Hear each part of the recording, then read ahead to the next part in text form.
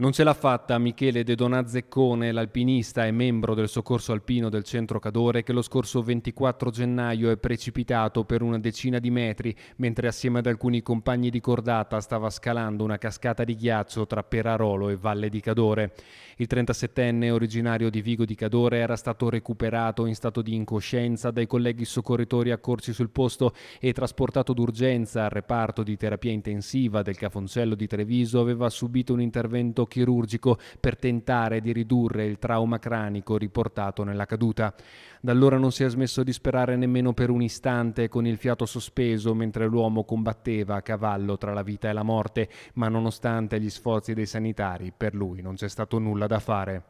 A rendere nota la scomparsa dell'amico e compagno di scalate, noto in Cadore anche per la sua attività di spazzacamino, è lo stesso Soccorso Alpino e Speleologico Veneto in un post commosso su Facebook. Per sempre nel nostro cuore, si legge in chiosa le parole che confondono incredulità in dolore per la scomparsa, in un abbraccio corale che si stringe alla sua famiglia, alla compagna e a tutta la comunità di Vigo di Cadore.